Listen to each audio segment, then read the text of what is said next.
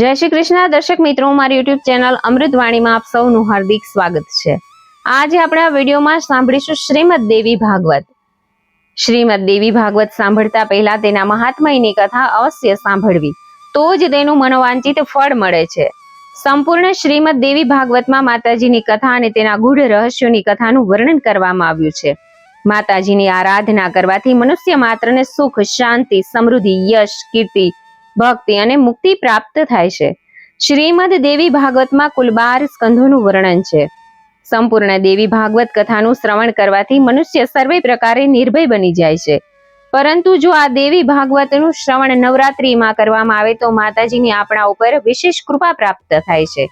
જો આપને મારો વિડીયો પસંદ આવે તો ચેનલને લાઈક, શેર અને સબસ્ક્રાઇબ કરો, જેથી નવા આવનારા વિડીયોના નોટિફિકેશન તમને મળતા રહે અને મારા વિડીયો આપ સુધી તુરંત પહોંચી શકે।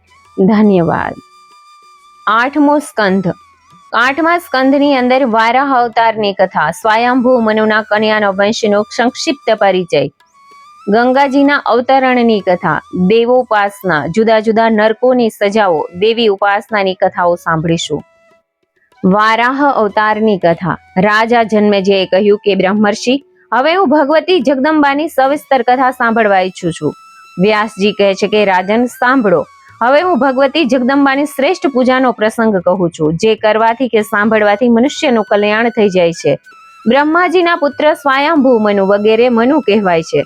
આ મનુ મહારાજની પત્નીનું નામ શત્રુપા હતું। એકવાર તે સ્વયંભૂ મનુ તેમના પિતા શ્રી બ્રહ્માજી પાસે ગયા। બ્રહ્માજીએ તેમને કહ્યું કે બેટા, તમારે ભગવતી ભુવનેશ્વરીની ઉપાસના કરવી જોઈએ। તાત તેમની કૃપાથી તમારું આ પ્રજા સૃષ્ટિનું કાર્ય સારી રીતે ચાલી શકશે। તપસ્યા દ્વારા જગતની રચયિતા દેવીને પ્રસન્ન કરવાનો પ્રયત્ન કરવા લાગ્યા। બ્રહ્મા પુત્ર સ્વયંભૂ મનુએ જ્યારે ભગવતી નારાયણની સ્તુતિ કરી ત્યારે તે પ્રસન્ન થઈને બોલ્યા કે રાજન, મારી કૃપાથી તમારી પ્રજા સૃષ્ટિ અવશ્ય સંપન્ન થશે અને કોઈ વિઘ્ન કે અવરોધ વિના તે ક્રમશઃ વધતી જશે। ત્યાર પછી રાજા સ્વયંભૂ મનુ શ્રેષ્ઠ વરદાન મેળવીને બ્રહ્માજી પાસે જઈ કહેવા લાગ્યા કે પિતાશ્રી, આપ મને કોઈ એકાંત સ્થાન આપો, જ્યાં રહીને હું પુષ્કળ પ્રજાઓ ઉત્પન્ન કરી શકું। પુત્ર સ્વયંભૂ મનુની વાત સાંભળીને તેમણે લાંબા સમય સુધી વિચાર કર્યો। તેમણે વિચાર્યું કે આ સૃષ્ટિ તો ઉત્પન્ન કરીશ, પણ પૃથ્વી તો રસાતળમાં ગઈ છે, તેથી મારું સૃષ્ટિ કાર્ય તો ત્યારે જ સંપન્ન થાય જ્યારે આદિ પુરુષ ભગવાન મારી સહાયતા કરે। તેમના આદેશથી જ હું આ કાર્ય કરવાને પ્રયત્ન કરી રહ્યો છું। ત્યાં તો બ્રહ્માજીની નાસિકાના અગ્રભાગમાંથી એક નાનું વરાહનું બચ્ચું પ્રગટ થયું। તેનું શરીર એક આંગળ જેટલું જ હતું। બ્રહ્માજીની સામે જ તે મોટું વિશાળકાય હાથી જેવું થઈ ગયું। તે જ સમયે પર્વતાકાર વરાહ રૂપધારી ભગવાન શ્રી હરિએ મોટી ગર્જના કરી। સર્વ સમર્થ શ્રી વારાહ નારાયણે જળમાં પ્રવેશ કર્યો। તે જળચર જીવોને આમ તેમ હટાવીને તેમણે અગાધ જળમાં પ્રવેશ કર્યો। તે સમયે બધા પ્રાણીઓને આશ્રય આપવા વાળી પૃથ્વી જળમાં છુપાઈ ગઈ હતી।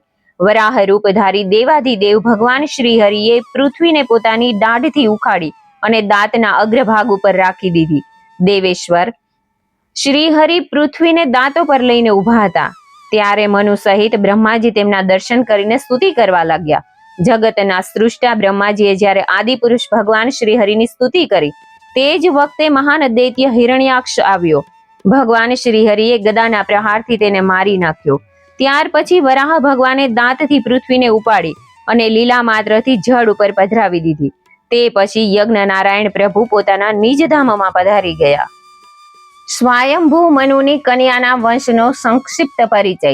જ્યારે ભગવાન શ્રી હરિ આ પ્રમાણે પૃથ્વીને યથાસ્થાને મૂકીને વૈકુંઠ પધારી ગયા ત્યારે બ્રહ્માજીએ તેમના પુત્ર સ્વયંભૂ મનુને કહ્યું કે હે મહાબાહો, તું પરમ તેજસ્વી પુરુષ છે। હવે તું આ પૃથ્વી પર રહીને પ્રજાની ઉત્પત્તિ કર।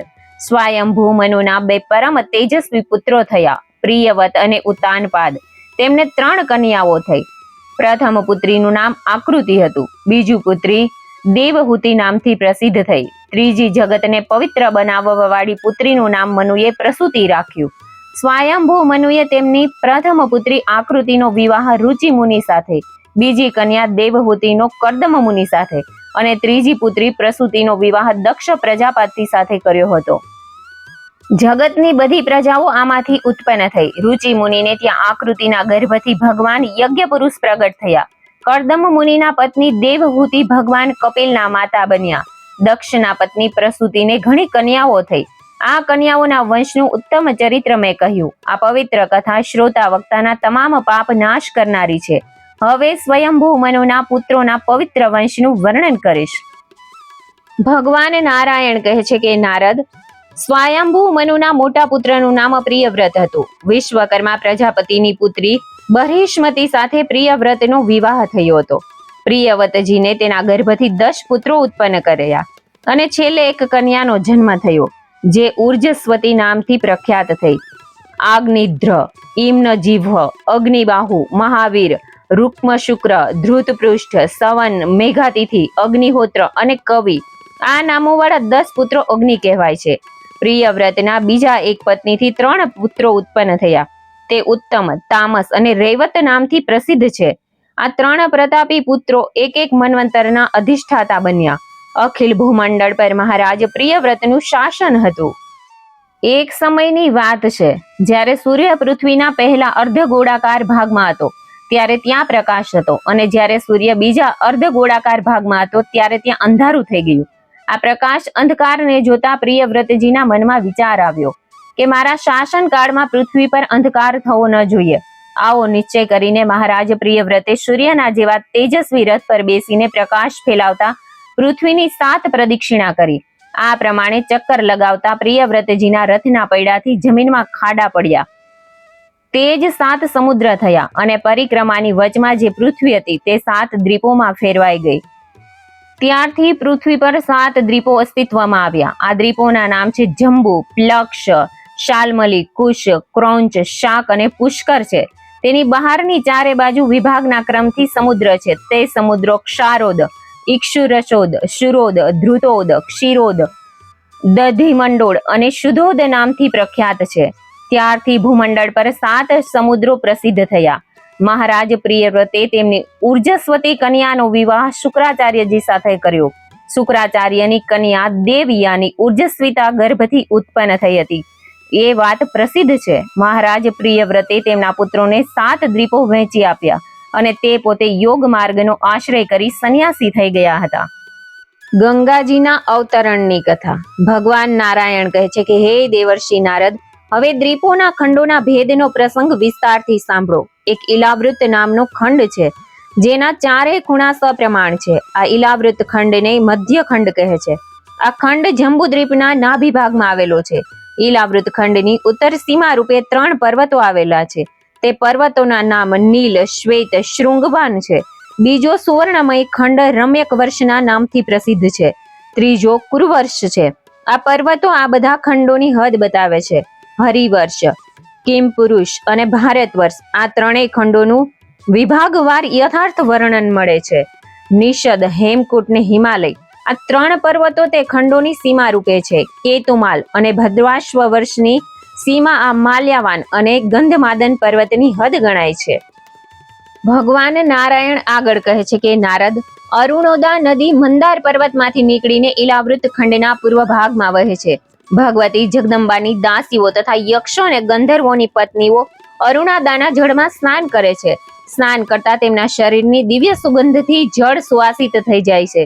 સુમેરુ પર્વતની પૂર્વમાં 2 પર્વત છે. તે પર્વતોનું નામ જઠર અને દેવકૂટ. સુમેરુગીરીની પશ્ચિમમાં પૌમાન અને પારિયાત્ર નામના 2 પર્વત છે. સુમેરુગીરીના દક્ષિણમાં કૈલાસ અને શુરવીર નામના 2 પર્વત છે. તે જ રીતે સુમરુના ઉત્તરમાં ત્રિશંગ અને મકર નામના 2 પર્વત છે. આ 8 પ્રસિદ્ધ પર્વતોથી સુમેરુ પર્વત ઘેરાયેલો છે. આ સુમેરુ પર્વતના શિખર પર બ્રહ્માજીનો બ્રહ્મલોક છે. મહાત્માઓનું કહેવું છે કે તે નગરીની આસપાસ 8 લોકપાલોની જુદી જુદી 8 સોનાની નગરીઓ છે. તેના નામ છે મનોવતી, અમરાવતી, તેજોમતી, સંયમતી, કૃષ્ણાંગના, શ્રદ્ધાવતી, ગંધમતી, મહોદયા અને યશોવતી છે. બ્રહ્મા, ઇન્દ્ર, અગ્નિ અને યમ વગેરે લોકપાલો ક્રમશઃ આ પુરીઓમાં રહે છે. ભગવાન વિષ્ણુએ બલિરાજાના યજ્ઞ વખતે વામન અવતાર ધારણ કર્યો હતો. તેમના ડાબા પગના અંગૂઠાથી બ્રહ્માંડના ઉપરી ભાગમાં છેદ થઈ ગયો. તેનો મધ્ય ભાગમાંથી ગંગાજી પ્રગટ થયા. તે સ્વર્ગના શિખર પર આવીને રોકાઈ ગયા. સમગ્ર સંસારમાં ગંગાજીને સાક્ષાત ભગવતી પદી માને છે. તેઓ બધી નદીઓની સ્વામીની છે. તેમની ઉપાસના કરવાવાળા પુરુષોને સિદ્ધિ પ્રાપ્ત થાય છે. તેથી જટાજૂટને ધારણ કરતા 7 ઋષિઓ ગંગાજીને મસ્તક નમાવીને સદા સ્નાન કરે છે. ત્યાર પછી વૈકુંઠમાંથી નીચે ઉતરતા દેવી ગંગા અનેક વિમાનોમાંથી વ્યાપ્ત દેવયાન માર્ગે થઈને ચંદ્રમંડળમાં પહોંચી. ત્યાંથી બ્રહ્મલોકમાં આવ્યા. હે નારદ, બ્રહ્મલોકમાં ગયા પછી ગંગાના 4 ભાગ થયા અને 4 નામોથી પ્રસિદ્ધ થઈ. તે 4 દિશાઓમાં પ્રવાહિત થઈ આગળ જતા તે બધા સમુદ્રમાં વિલીન થઈ જાય છે. ગંગાના 4 નામ છે: સીતા, અલકનંદા, ચક્ષુષ અને ભદ્રા. સંપૂર્ણ પાપોના નાશ કરનારી સીતા ગંગાજી બ્રહ્માંડથી ઉતરીને કેસર નામના પર્વતમાં શિખર પર આવી. ત્યાંથી નીકળીને ગંધમાદન પર્વતના શિખર પર પડી. તેની વચ્ચેથી નીકળીને ભદ્રાશ્વ ખંડની પૂર્વમાં આવી. ત્યાર પછી દેવતાઓથી પૂજાયેલી તે ક્ષીરસાગરમાં લીન થઈ ગઈ.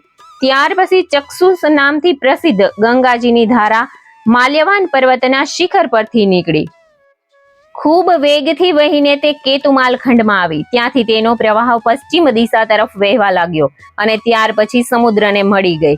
નારદ, ગંગાજીની ત્રીજી ધારા અલકનંદા છે. આ પવિત્ર નદી બ્રહ્માંડના દક્ષિણમાં વહીને હેમકૂટ પર્વત પર પહોંચી. જ્યારે તે ત્યાંથી નીકળી ત્યારે ખૂબ વેગપૂર્વક વહેતી ભારતખંડમાં આવી.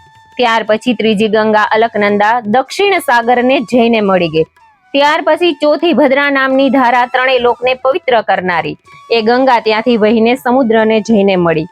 તેના પ્રવાહથી વચ્ચેનો ઉત્તર કુરુ પ્રદેશ અત્યંત તૃપ્ત થયો છે. નારદ, બીજા પણ કેટલાક સમુદ્ર અને નદીઓ પ્રત્યેક ખંડમાં છે. આ બધાનું ઉદ્ગમ સ્થાન મેરુ અને મંદર પર્વત છે. 9 ખંડોમાં ભારત ખંડને કર્મક્ષેત્ર કહેવામાં આવે છે. દેવોપાસના. શ્રી નારાયણ કહે છે કે નારદ, જંબુદ્વીપમાં ઈલાવૃત વગેરે 9 ખંડ છે. બધા ખંડોમાં બ્રહ્મા વગેરે જુદા જુદા દેવતાઓ વસે છે. ઈલાવૃત ખંડમાં ભગવાન શ્રી હરિ રુદ્ર રૂપમાં બિરાજે છે.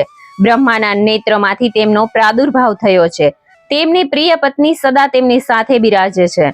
તે ક્ષેત્રમાં કોઈ બીજો પુરુષ જઈ શકતો નથી. જો કોઈ પુરુષ ત્યાં ચાલ્યો જાય તો ભવાનીના શાપથી તે તરત સ્ત્રી બની જાય છે. ભગવાન રુદ્ર ભગવાન શંકરના શંકરષણની ઉપાસના કરે છે. આ શંકરષણ ભગવાનને શ્રીહરિની તામસ પ્રકૃતિવાળી ચોથી મૂર્તિ માનવામાં આવે છે. એ જ પ્રમાણે ભદ્રાશ્વ ખંડમાં ધર્મપુત્ર ભદ્રાશ્રવા અને તેમના કુળ મુખ્ય સેવકો ભગવાન વાસુદેવના હયગ્રીવ નામના સુપ્રસિદ્ધ સ્વરૂપની સમાધિ દ્વારા હૃદયમાં ધારણ કરીને તેમની સ્તુતિ કરે છે. શ્રી નારાયણ કહે છે કે નારદ, હરિવર્ષ ખંડમાં ભગવાન નૃસિંહ રૂપે રહે છે. પાપોનો નાશ કરવો તેમનો સ્વભાવ છે. ભક્તો પર તે હંમેશા કૃપા કરે છે. મહાભક્ત પ્રહલાદના હૃદયમાં તેમના પ્રતિ અનન્ય ભક્તિ છે. તેઓ ભગવાનના ગુણોને સારી રીતે જાણે છે. તેથી પરમ યોગી ભગવાન નૃસિંહના આ પ્રિય રૂપના દર્શન કરીને દાનવ શ્રેષ્ઠ પ્રહલાદજી તેમના ગુણોનું સ્તુતિ દ્વારા વર્ણન કરે છે.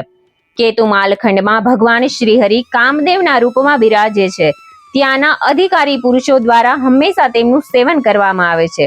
આ ખંડમાં અધીશ્વરી સમુદ્ર પુત્રી ભગવતી લક્ષ્મીજી છે. મહાન પુરુષોનું સ્વાગત કરવું એ તેમનો સ્વાભાવિક ગુણ છે. આ ભગવતી લક્ષ્મી ભગવાન શ્રીહરિની સદા ઉપાસના કરે છે. રમ્યક ખંડમાં ભગવાન શ્રીહરિ મત્સ્ય રૂપ ધારણ કરીને બિરાજે છે. તેમની આ સર્વશ્રેષ્ઠ મૂર્તિ બધા દેવતાઓ માટે વંદનીય છે. ત્યાં મનુ મહારાજ નિરંતર તેમનું સ્તવન કરે છે. હિરણ્યમય ખંડમાં યોગેશ્વર ભગવાન શ્રીહરિ કચ્છપના રૂપમાં બિરાજે છે.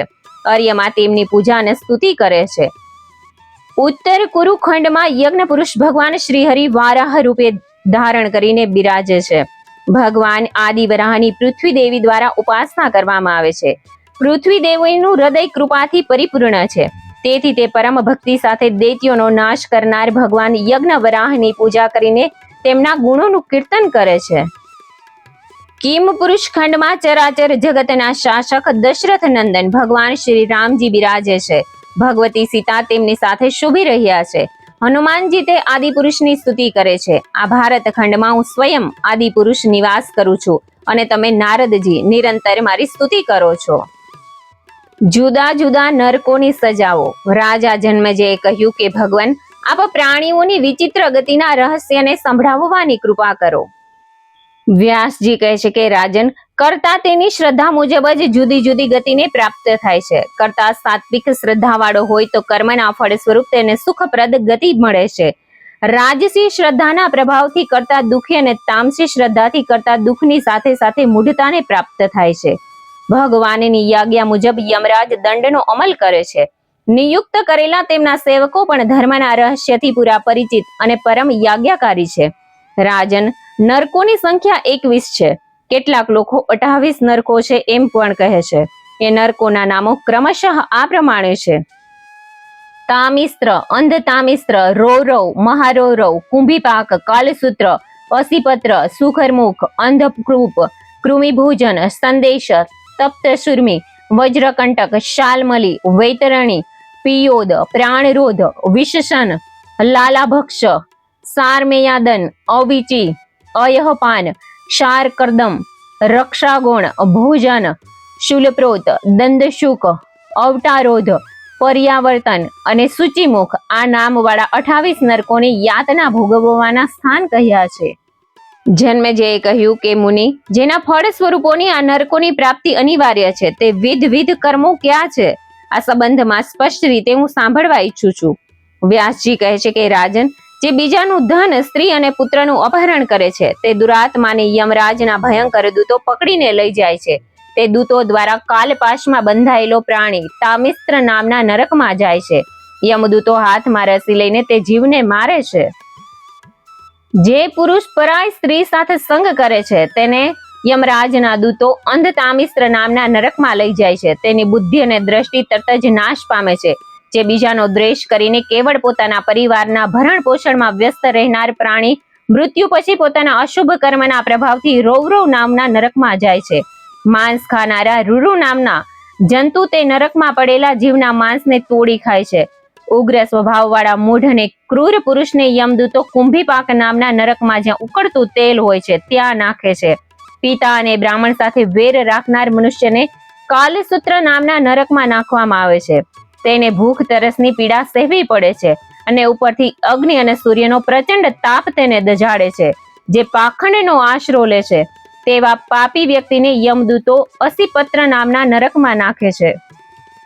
અસીપત્રમાં બંને બાજુ તીક્ષ્ણ ધાર રહે છે. જ્યારે તેનું બધું શરીર છેદાઈ જાય છે ત્યારે હાય હું મરી ગયો કહીને બૂમો પાડે છે. જે અધર્મપૂર્વક શાસન કરે છે તથા બ્રાહ્મણોને શારીરિક સજા કરે છે તે શુકરમુખ નામના નરકમાં પડે છે. યમદૂતો તેના શરીરને શેરડીની જેમ યંત્રમાં નાખીને પીલે છે. જે મનુષ્ય અન્ય વ્યક્તિને દુખી કરે છે તો તે કુકર્મના ફળ સ્વરૂપ તેને અંધકૂપ નામના નરકમાં જવું પડે છે. જે કંઈ ખાવાના પદાર્થો હોય તેને પંચ યજ્ઞ કરીને તેમાં હોમ કરીને પછી જ ભોજન કરવું જોઈએ. આ શાસ્ત્રનો નિયમ છે. જે મનુષ્ય આમ કરતો નથી તેને કાગડા જેવો કહ્યો છે. આ કુકર્મના ફળ સ્વરૂપ યમરાજના ભયંકર દૂત તે પાપમય પ્રાણીને કૃમિ ભોજન નામના નરકમાં લઈ જાય છે. ભોજન બનાવીને પોતે એકલો ખાનાર વ્યક્તિ કીડો થઈને કૃમિ કુંડમાં પડે છે. જે લોકો ચોરી અથવા જબરજસ્તીથી સોનું અથવા રત્ન પડાવી લે છે તે મૃત્યુ પછી સંદેશ નામના નરકમાં પડે છે. તેને અગ્નિ લોઢાના ધગધગતા સાણસાઓથી તોડે છે. જે પુરુષ ન ભોગવાય તેવી સ્ત્રી સાથે સંગ કરે છે અને જે સ્ત્રી ન ભોગવાય તેવા પુરુષ સાથે સંગ કરે છે તેને યમદૂતો તપ્તસુમી નામના નરકમાં નાખી ચાબુકથી મારે છે. પછી લોઢાની બનાવેલી ધગધગતી સ્ત્રીની મૂર્તિ સાથે ભીડાવે છે. જે મહાન પાપી મનુષ્યો પશુઓ સાથે વ્યભિચાર કરે છે તેને મૃત્યુ પછી યમદૂતો શાલમલી નરકમાં લઈ જાય છે.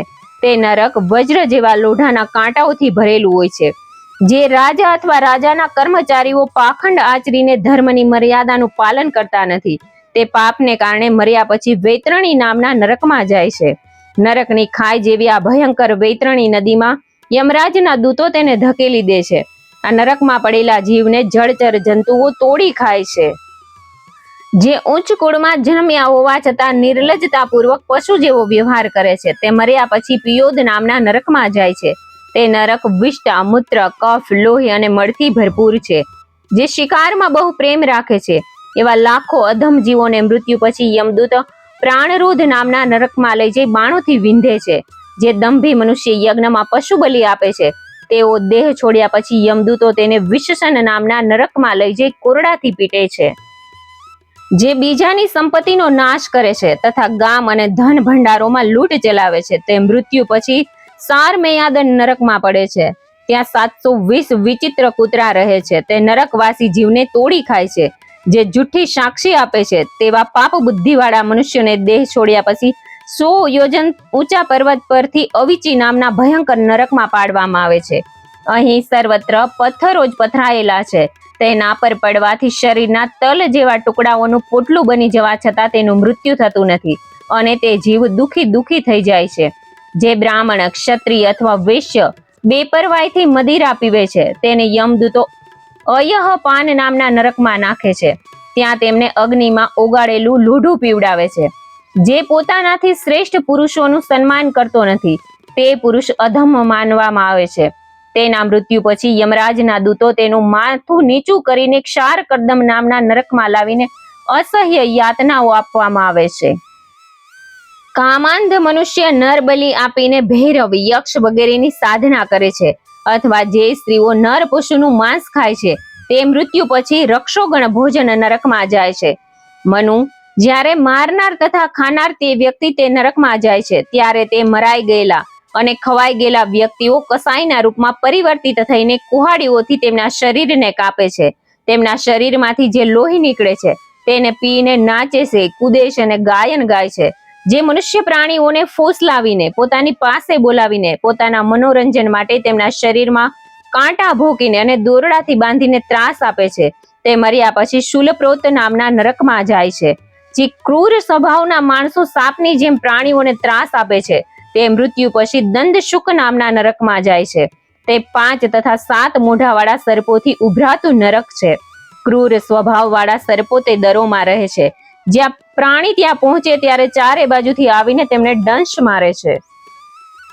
જે મનુષ્ય કોઈને અંધારી કોટડી અથવા અંધારા ઘરમાં રહેવા માટે વિવશ કરે છે તેને મર્યા પછી યમદૂતો અવટારોધ નામના નરકમાં લઈ જાય છે. જે બ્રાહ્મણ અતિથિઓને ક્રોધ દ્રષ્ટિથી જુએ છે તેવા પાપી બ્રાહ્મણના મૃત્યુ પછી યમદૂતો પર્યાવર્તન નામના નરકમાં લઈ જાય છે, જ્યાં ક્રૂર પક્ષીઓ ચાંચથી તે જીવની આંખો કાઢી લે છે.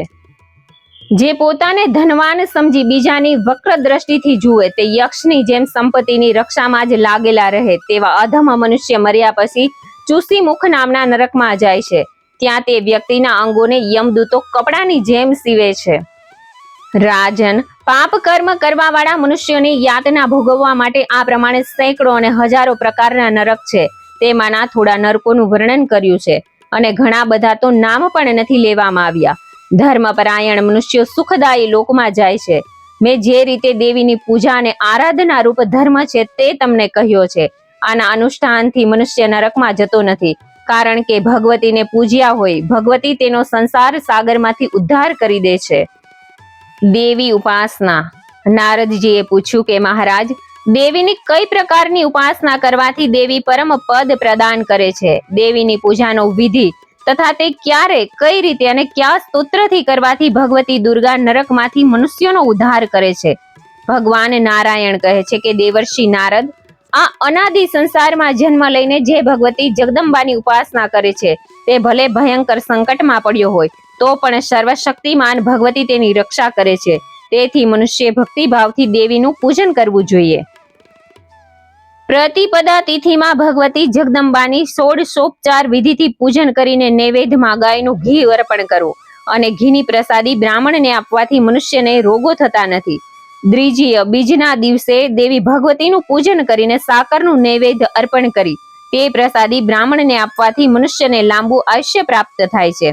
ત્રીજના દિવસે ભગવતીની પૂજા કરીને નૈવેદ્યમાં દૂધ અર્પણ કરી બ્રાહ્મણને આપવાથી મનુષ્યના તમામ દુઃખો નાશ પામે છે. ચોથા દિવસે દેવીને માલપુડા અર્પણ કરીને બ્રાહ્મણને આપવાથી કોઈ પણ પ્રકારના વિઘ્નો આવતા નથી. પંચમીના દિવસે કેળાનો ભોગ ધરાવી તે પ્રસાદ બ્રાહ્મણને આપવાથી સાધકની બુદ્ધિનો વિકાસ થાય છે. ષષ્ઠી તિથિના દિવસે મધનું નૈવેદ્ય અર્પણ કરી તે મધ બ્રાહ્મણને આપવામાં આવે અને તે મધ બ્રાહ્મણને પોતાના ઉપયોગમાં લે તો તે સાધક સુંદર રૂપ પ્રાપ્ત થાય છે. સપ્તમની તિથિના દિવસે દેવીને નૈવેદ્યમાં ગોળ અર્પણ કરી બ્રાહ્મણને આપવાથી મનુષ્ય શોક મુક્ત થઈ જાય છે. અષ્ટમી તિથિના દિવસે દેવીને નારિયેળનું નૈવેદ્ય અર્પણ કરી તે બ્રાહ્મણને આપવાથી સાધકની પાસે કોઈ પ્રકારના સંતાપ આવી શકતા નથી. નવમી તિથિના રોજ ડાંગર અર્પણ કરવાથી મનુષ્ય આલોક તથા પરલોકમાં સુખી રહે છે. 10મા દિવસે કાળા તલનું નૈવેદ્ય અર્પણ કરવાથી સાધકને યમલોકમાં ભય રહેતો નથી. એકાદશીના દિવસે દહીંનો ભોગ ધરી બ્રાહ્મણને આપવાથી ભગવતી અત્યંત પ્રસન્ન થાય છે. દ્વાદશીના દિવસે પૌવાનો ભોગ ધરવાથી સાધકને ભગવતી પોતાનો પ્રીતિપાત્ર બનાવી લે છે. તેરસના દિવસે ચણાનું નૈવેદ્ય ધરાવવાથી સંતાન પ્રાપ્તિ થાય છે. 14ના દિવસે ભગવતીને સાતવું ધરાવવાથી ભગવાન શંકરજી પ્રસન્ન થાય છે. પૂનમના દિવસે ખીરનું નૈવેદ્ય અર્પણ કરી શ્રેષ્ઠ બ્રાહ્મણને આપવાથી સાધકના બધા પિતૃઓનો ઉદ્ધાર થાય છે.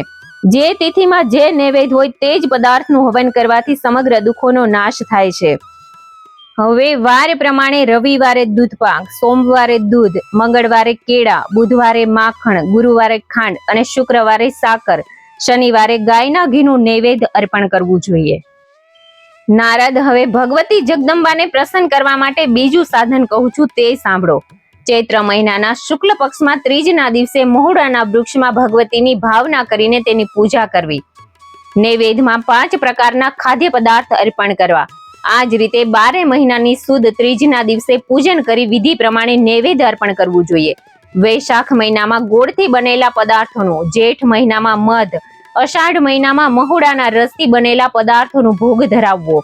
શ્રાવણમાં દહીં, ભાદરવામાં ખાંડ, આસોમાં ખીર, કારતકમાં દૂધ, માગશરમાં સૂતરફેણી, પોષમાં દહીંની મલાઈ, મહામાસમાં ગાયનું ઘી અને ફાગણ માસમાં નારિયેળનો ભોગ ધરાવો. 12 માસ નૈવેદ્ય અર્પણ કરીને ભગવતીનું પૂજન કરવું જોઈએ. માગલા, વૈષ્ણવી, માયા, કાલરાત્રી, દુરત્યયા, મહામાયા, માતંગી, કાલી, કમળવાસિની, શિવા, સહસ્ત્રચરણા અને સર્વમંગળ રૂપિણી, આ નામોના 12 પદોનું ઉચ્ચારણ કરીને મહુડાના વૃક્ષમાં ભગવતીની ભાવના કરી પૂજા કરવી. કારણ મહુડાના વૃક્ષમાં દેવ દેવેશ્વરી ભગવતી જગદંબા વિરાજે છે. તેથી સંપૂર્ણ કામનાઓની સિદ્ધિ માટે તથા વ્રત પૂર્ણાહુતિ નિમિત્તે પૂજા કરીને દેવીની સ્તુતિ કરવી. સ્તુતિ કરવાથી મનુષ્યને વ્રત ઉપાસનાનું સંપૂર્ણ પુણ્ય અવશ્ય સુલભ થઈ જાય છે. નારદ, આ પ્રમાણે દેવતાઓએ ભગવતી જગદંબાની આરાધના અને પૂજન કરવું. જે મનુષ્ય ભક્તિપૂર્વક ભગવતીની આરાધના કરે છે તેને દેવીના પરમધામની પ્રાપ્તિ સહજ બની જાય છે. ભગવતી જગદંબાની પૂજા કરવાથી સંપૂર્ણ કામનાઓ સિદ્ધ થઈ જાય છે અને મનુષ્ય બધા પાપોથી મુક્ત થઈ નિર્મળ બુદ્ધિ પ્રાપ્ત કરે છે. ભગવતીની કૃપાથી મનુષ્ય સર્વ સંપત્તિ અને માન પ્રાપ્ત કરે છે. નરકની યાતનાઓનો ભય એને સ્વપ્નમાં પણ રહેતો નથી. ઇતિ શ્રી શ્રીમદ દેવી ભાગવતમાં 8મો સ્કંદ સમાપ્ત. જય ભગવતી, જય જગદંબે. મને સાંભળવા માટે ધન્યવાદ.